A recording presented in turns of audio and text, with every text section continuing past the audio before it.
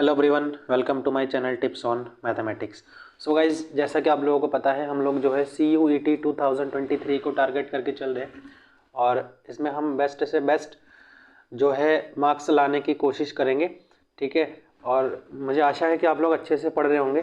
तो चलिए मैं आप लोगों को बता देता हूँ कि जो प्रीवियस का लेक्चर था उसमें हमने अलजेब्रा के टॉपिक्स पर डिस्कशन किया था, जिसमें हमने मैट्रिसेस और टाइप्स ऑफ मैट्रिसेस के बारे में बात किया था। ठीक है, सो आज जो है मैं यहाँ से आप लोगों को बताऊंगा अलजेब्रा ऑफ मैट्रिसेस। ठीक है, बहुत ही इजी टॉपिक है, इसके बेसिक्स को हमें समझना है।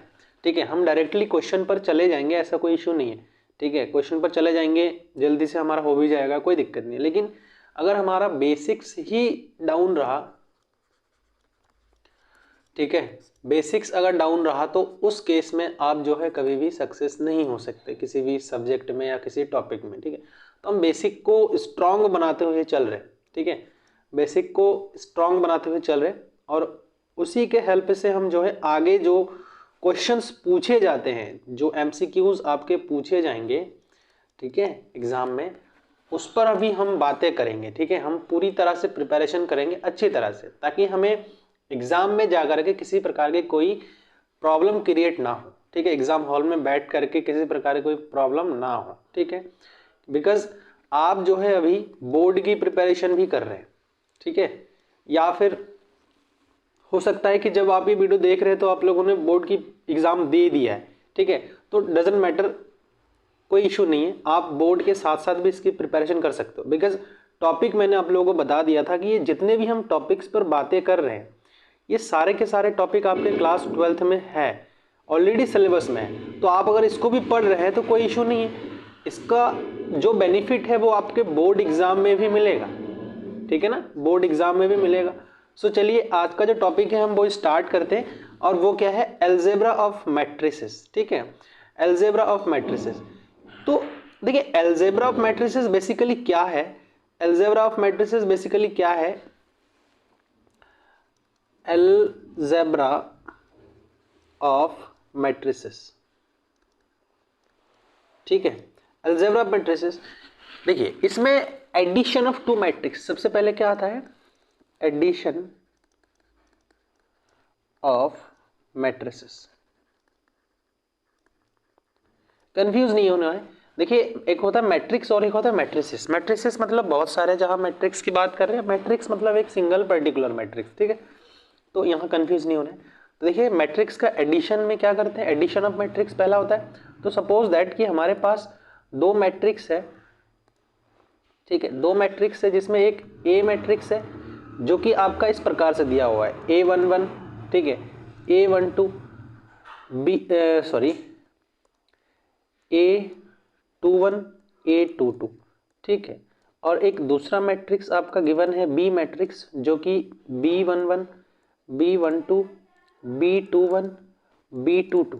ठीक है, तो एडिशन में जनरली नॉर्मल क्या हम करते हैं, देखिए A प्लस बी जब करते हैं तो हमारा दोनों मैट्रिक्स के करस्पॉन्डिंग एलिमेंट्स जो है ऐड हो जाते हैं। जैसे A मैट्रिक्स हमारे पास क्या है, A11 A12 A21 A22 है ना, प्लस बी मैट्रिक्स हमारे पास क्या है, B11 B12 B21 B22। तो हम क्या करेंगे, इसके करस्पॉन्डिंग जो एलिमेंट्स है, जैसे फर्स्ट वाला इसके फर्स्ट के साथ, सेकंड वाला इसके सेकंड के साथ। ठीक है, तो इस प्रकार से हम जो है ऐड कर देंगे। देखिए, A11 प्लस B11, दूसरा A12 प्लस B12, ऐसे ही A21, ऐसे ही A22, ऐसे प्लस होगा ना।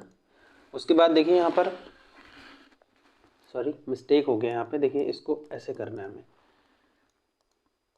A21 A21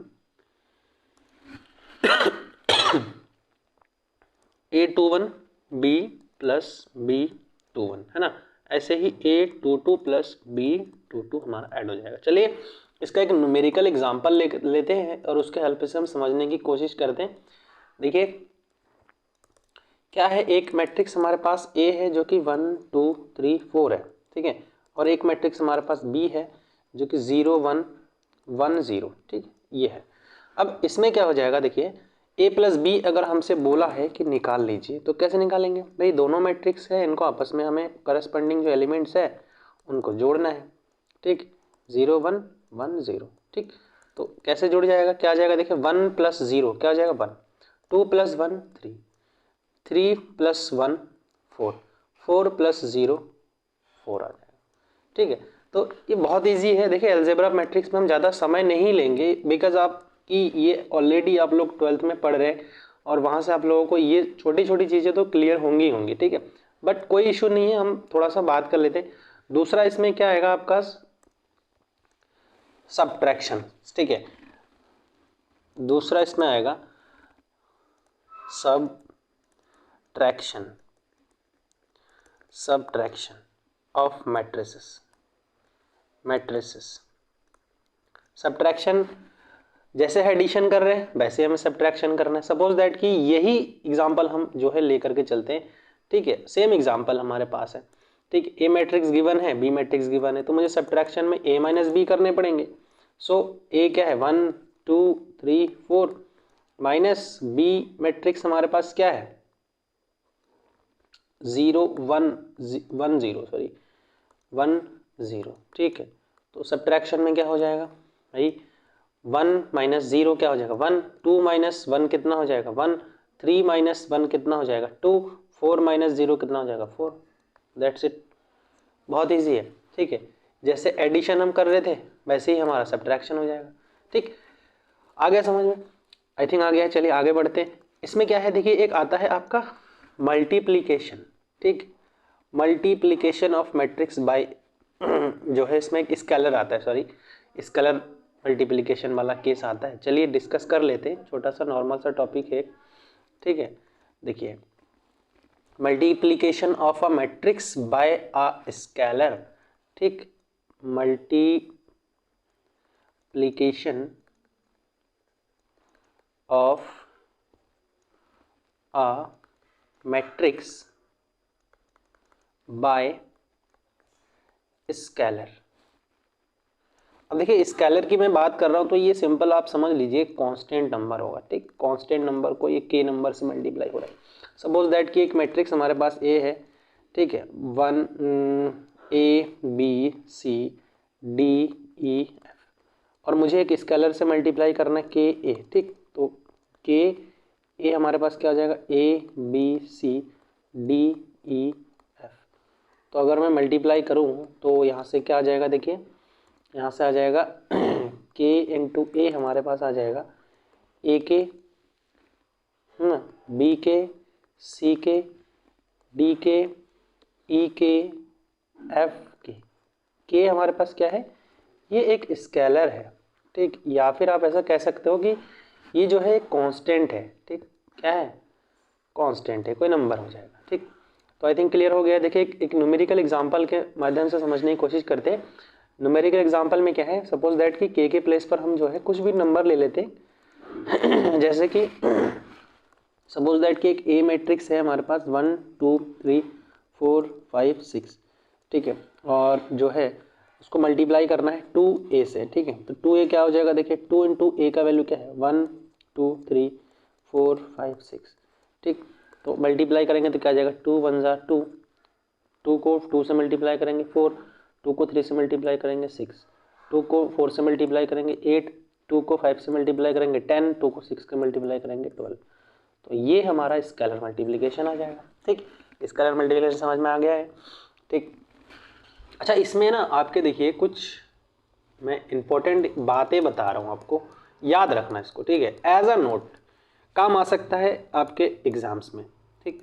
देखिए कैसे, इसमें हमारा आता है प्रॉपर्टीज, ठीक, कुछ प्रॉपर्टीज है, आप एज अ नोट इसको आप राइट डाउन कर सकते हैं या तो प्रॉपर्टी ही लिख लीजिए, ठीक, प्रॉपर्टीज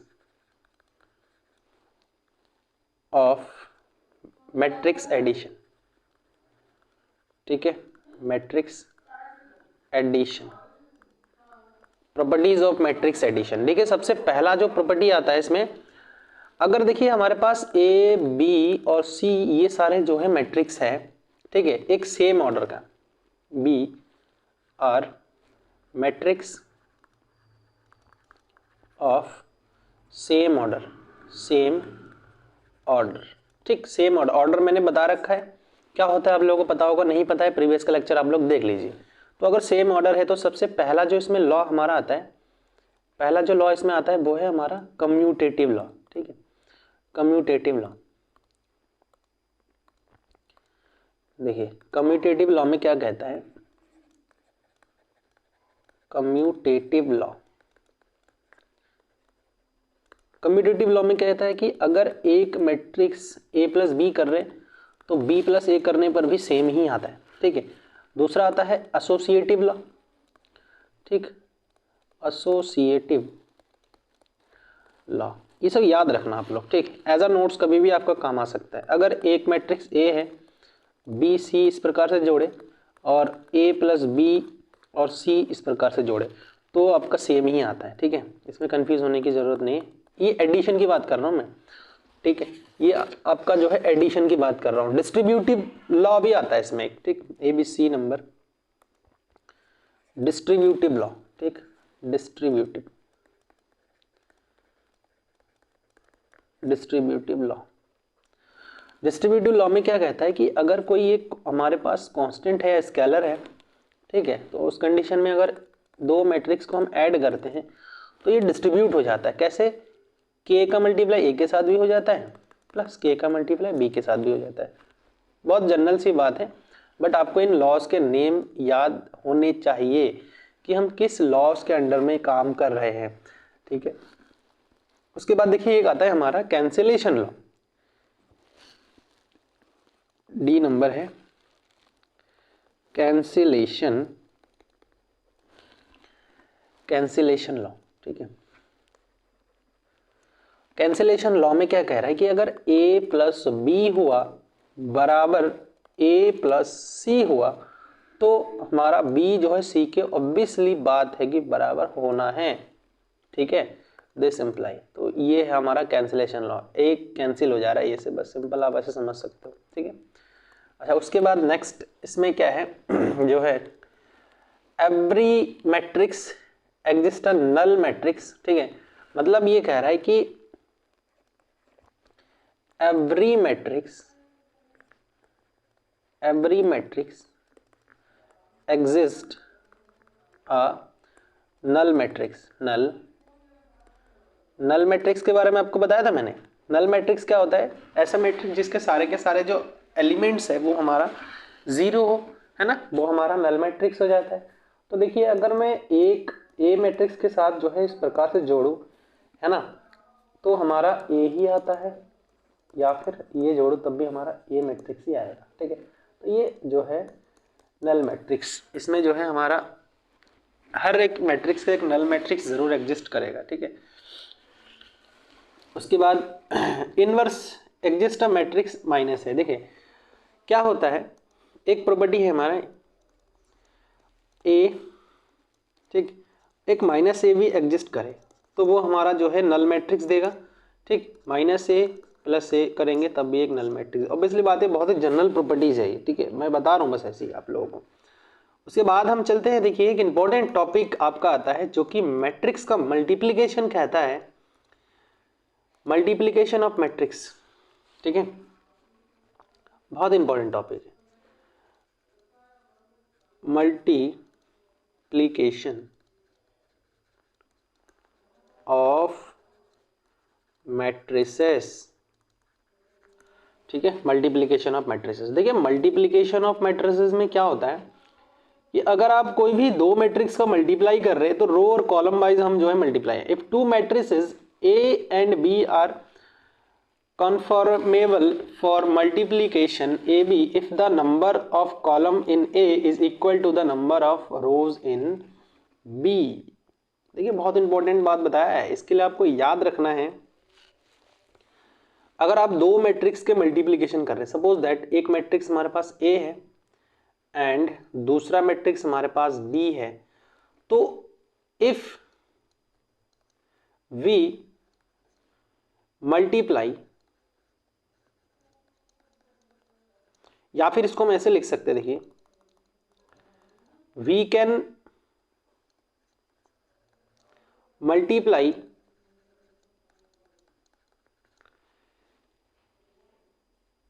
ए एंड बी, ठीक है, A and B if and only if, double F लगाते हैं, इफ एंड ओनली इफ, ठीक। तो इफ एंड ओनली इफ, इसमें एक चीज बहुत इंपॉर्टेंट है कि अगर हमारे पास if the number of column in A, ठीक, ए में जो है हमें कॉलम देखना है, number of column, number of column in A matrix should be equal to number of rows in B matrix, ठीक है, कॉलम इन ए मैट्रिक्स, ठीक है, और बी मैट्रिक्स के रो में जो है बराबर हमारे होने चाहिए। अगर ये दोनों बराबर है तो वो मल्टीप्लाई करने के लिए एप्लीकेबल है, अगर बराबर नहीं है तो हम मल्टीप्लाई नहीं कर सकते, ठीक है, इस बात का आप लोग ध्यान रखना। तो चलिए एक एग्जांपल लेते हैं और इसको हम मल्टीप्लाई करना समझते हैं, क्योंकि आप लोगों को आई थिंक पहले से पता है तो थोड़ा सा लग भी सकता है, स्किप भी कर सकते हैं आप लोग अगर आपको पता है तो। जैसे 1 2 3 4 है, ठीक, और दूसरा बी मैट्रिक्स है हमारे पास 1 0 0 1, ठीक, ये यूनिट मैट्रिक्स है आपका। तो हम मल्टीप्लाई करेंगे ए इंटू बी, तो ए इंटू बी करेंगे तो 1 2 3 4, दूसरा हमारा 1 0 0 1। हमें रो और कॉलम वाइज, पहले मैट्रिक्स का हमें रोज देखने, दूसरे मैट्रिक्स का हमें कॉलम्स देखने, ठीक। देखिए कैसे, 1 का 1 के साथ, ठीक, 1 का 1 के साथ तो क्या आ जाएगा, 1 1 जो 1, ठीक, 2 का इसके साथ तो 0 हो जाएगा, फिर 1 का 0 के साथ तो 0, 2 का 1 के साथ तो 2, 3 का 1 के साथ तो 3, 4 का 0 के साथ तो 0, 3 का 0 के साथ तो 0, 4 का 1 के साथ तो 4, तो क्या आ रहा है 1 2 3 4, ठीक, ये आ गया। ऐसे ही आप जो है b इंटू ए भी काउंट करिए, देखिए क्या आ रहा है, ठीक। तो ये आप लोगों के लिए छोड़ के रखा है मैंने, इसको आप लोग जो है ज़रूर करिएगा, ठीक। देखिए कुछ क्वेश्चंस इसमें हो सकता है कि आप लोगों से पूछ ले, क्योंकि देखिए एमसीक्यू बेस्ड क्वेश्चन है तो वहाँ पर, क्योंकि हम ऐसे छोटे छोटे क्वेश्चंस पर बहुत ही कम फोकस करते हैं, है ना। जब हम 12th में होते हैं तो हम सिर्फ एग्ज़ाम की प्रिपरेशन में ही लग जाते, और इतना सबको पता है कि भाई एग्ज़ाम की प्रिपरेशन करेंगे तो हम अदर क्वेश्चन पे कब फोकस करेंगे, ठीक। तो देखिए कुछ यहाँ पर मैं आप लोगों के लिए क्वेश्चंस लेता हूँ जिसमें कुछ मैट्रिक्स गिवन है और आपको उन मैट्रिक्स के ऑर्डर बताने, ठीक, ऑर्डर बताने। अभी एमसीक्यू में कैसे पूछे जाएंगे वो भी मैं आने वाले वीडियोस में बताऊंगा, क्योंकि हम जो है अभी सबसे पहले क्या कर रहे हैं, देखिए स्टार्टिंग में मैं आपको थोड़ा सा बता देता हूँ एक बार और। हम जो है सबसे पहले अलजेब्रा के टॉपिक्स कवर कर रहे हैं। जैसे ही अलजेब्रा हमारा यहाँ तक खत्म हो जाए, डिटरमिनेंट्स तक, इनवर्स ऑफ मैट्रिक्स है ये है, ठीक है ना, यहाँ तक है, ये 6 नंबर तक है हमारा। तो जैसे ही 6 नंबर हम जो है फिनिश करते हैं तब हमारा एमसीक्यू जितने भी हैं एमसीक्यू हम जो है इनको करना स्टार्ट कर देंगे, ठीक है। इस अलजेब्रा चैप्टर से रिलेटेड एमसीक्यूज करेंगे, ध्यान रखना। बाकी जब हम इनको करेंगे तो उस टाइम जो है हम इन्हीं से रिलेटेड एमसीक्यूज करेंगे। तो ये क्योंकि आपका एग्जाम में एमसीक्यूज पूछा जाता है, लेकिन मैं जो आपको बता रहा हूँ अभी फिलहाल तो बेसिक बता रहा हूँ। एमसीक्यूज भी हम करेंगे जैसे ही हमारा पहला यूनिट खत्म हो जा रहा है, अलजेब्रा खत्म, एमसीक्यूज स्टार्ट। एग्जाम के जो क्वेश्चन पेपर है उनको हम सॉल्व आउट करेंगे, कैसे कैसे क्वेश्चन पूछे जाएंगे एमसीक्यू में वो भी हम जो है डिस्कशन करेंगे, ठीक है। तो कंफ्यूज नहीं होना है। देखिए यहाँ पर एक क्वेश्चन मैं ले रहा हूँ आप लोगों के लिए। क्वेश्चन क्या है, right the order of the following matrices, ठीक है, right the order of the following matrices, ठीक है, मैट्रिसेस, फॉलोइंग मैट्रिसेस। अब देखिए इसमें सबसे पहला तो एक दे रखा है, कंफ्यूज हो सकते हो भैया, देखो ऐसा है 1, बस ये मैट्रिक्स है आपका। अब इसमें आप कैसे बोलोगे कि इसका ऑर्डर कितना है। देखिए इसका ऑर्डर कितना हो जाएगा, मैंने आपको क्या बताया था, ऑर्डर क्या होता है भैया, number of row into number of column, है ना, मल्टीप्लाई करने।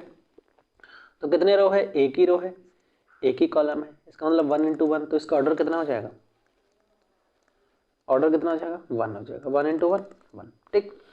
दूसरा इसमें दे रखा है एक मैट्रिक्स 1 2, तो इसमें कितने रो है कितने कॉलम है, जल्दी से बताइए। देखिए एक ही रो दिख रहा है आपको, है ना, इस प्रकार से। तो पहले रो का नंबर लिखते हैं, फिर कॉलम का नंबर लिखते हैं। एक कॉलम दो कॉलम, तो कितना हो जाएगा भैया, इसका ऑर्डर 2 हो जाएगा, ठीक।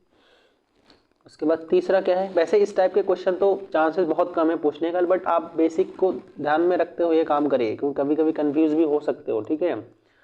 एक मैट्रिक्स बी है जो कि 2 और 1 है, तो अब यहाँ पे रो कितना, एक रो दो रो, है ना। कॉलम कितने हैं, एक ही कॉलम है, तो इसका मतलब 2 हो जाएगा इसका ऑर्डर, ठीक है। चलिए अगला देखते हैं। इसमें जो है देखिए तो बहुत ईजी है, 2 3 4 5 है, ठीक। तो 2 3 4 5 कितने रो है, एक दो, दो रो है, तो कॉलम कितने, एक दो, दो कॉलम है, तो 4 इसका ऑर्डर हो जाएगा सीधा। मैंने यही तो बताया था आप लोगों को, ठीक। चलिए एक एग्जांपल और देखते हैं। 3 4 6 2 3 5 कितने रो कितने कॉलम है, जल्दी बोलिए। एक दो तीन रो है, कॉलम कितने, एक दो कॉलम है, तो कितने हो गए, 3 दूनी 6 हो गया, ठीक है ये। तो यहाँ से नेक्स्ट क्वेश्चन देखते हैं। नेक्स्ट क्वेश्चन क्या है, 2 3 4 और 1 8 9, ठीक। तो इसके ऑर्डर कितने हो जाएंगे, कितने रो है, एक दो रो है, कॉलम कितने हैं, एक दो तीन कॉलम है आपके, तो 6 हो जाएंगे इसमें। उसके बाद देखिए 0 0 0 0 0 0 0 0 0 कितने ऑर्डर, कितने ऑर्डर के, देखिए 0 है, इसका मतलब ये नहीं कि इसका ऑर्डर 0 होगा, ये तो एलिमेंट्स 0 है। ऑर्डर कितने हैं, ऑर्डर हमें number of row into number of column, कितने रो है, 3 रो है, कॉलम कितने हैं, एक दो तीन कॉलम है, तो 3 3 4 9, ठीक। हो गया क्लियर, ठीक है, हो गया क्लियर। अच्छा आगे बढ़ते हैं। देखिए किस प्रकार के क्वेश्चंस आएंगे, हम एमसीक्यूज भी लेंगे, तो उसके लिए थोड़ा सा टाइम दीजिए, उसके बाद हम एमसीक्यूज पर भी बातें करेंगे, ठीक है। देखिए एक क्वेश्चन है, find the value of x y and z, ठीक। आपसे एमसीक्यूज में पूछा जा सकता है what is the value of x y z, ठीक। एक आपका मान लीजिए दे दिया ऐसे क्वेश्चन। क्वेश्चन क्या है, देखिए एक मैट्रिक्स हमारे पास इस प्रकार से दे रखा है, ठीक है, 4 3 2 7, ठीक। और जो है ये x हो गया, y हो गया, ये 2 हो गया, ये 7 हो गया। तो हमें x और y का वैल्यू पूछा है इसमें, x and y, what is x and y। तो देखिए हमारा इक्वल मैट्रिक्स दिख रहा है, दो दो के बराबर है, सात सात के बराबर है, तो ऑब्वियसली बात है ये, अब इक्वल का साइन लगाए तो ये इसके बराबर है, तो x इज इक्वल टू कितना दिख रहा है आपको, फॉर करस्पॉन्डिंग एलिमेंट्स को कंपेयर करना है 3y, तो y इज इक्वल टू कितना हो गया, 3 हो गया। आया समझ।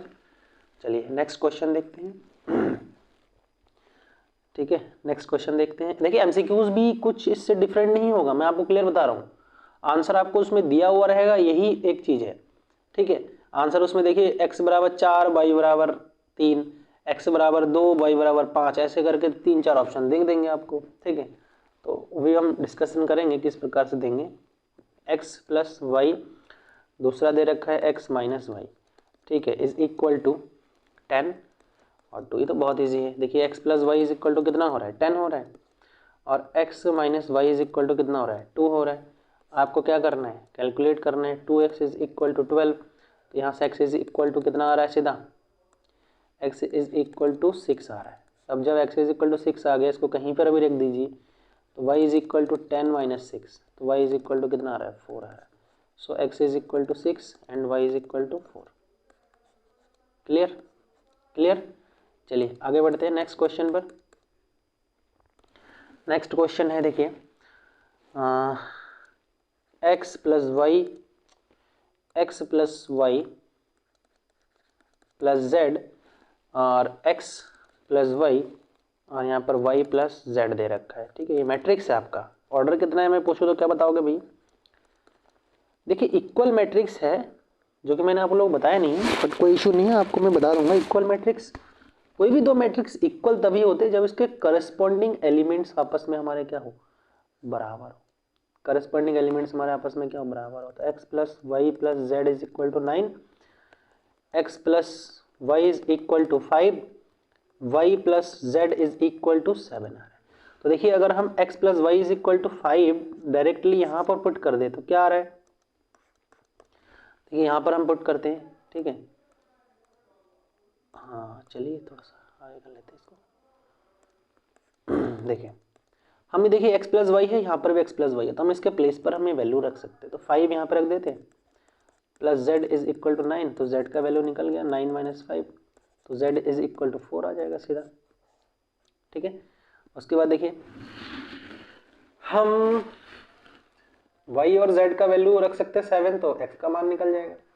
तो x plus y plus z का वैल्यू कितना है, 7 है, तो x is equal to 9 minus 7 कितना आ जाएगा, 2, है ना, 2 आ जाएगा। ये हो गया, x का मान निकल गया, z का मान निकल गया, y का मान आराम से निकल जाएगा, है ना। z का मान अगर निकल गया तो हम यहाँ से y का वैल्यू भी निकाल सकते हैं। देखिए y इज इक्वल टू कितना हो जाएगा, y प्लस z है, तो z का वैल्यू कितना है हमारे पास 4 आया था बराबर 7, तो 3 आ जाएगा। तो x y z का वैल्यू देखिए बहुत इजीली निकल गया है, कैलकुलेशन ज़्यादा करने की ज़रूरत नहीं पड़ी हमें, ठीक है। तो आज के वीडियो लेक्चर में इतना ही, और आगे भी जो है हम और भी क्वेश्चंस होंगे तो उनको भी हम जो है सॉल्व आउट करने की कोशिश करेंगे, ठीक है। So thanks for watching this video, और अगर वीडियो सही लग रहा हो तो इसको आप लोग जो है लाइक ज़रूर कर देना, चैनल को सब्सक्राइब ज़रूर कर देना, ठीक है। Okay bye.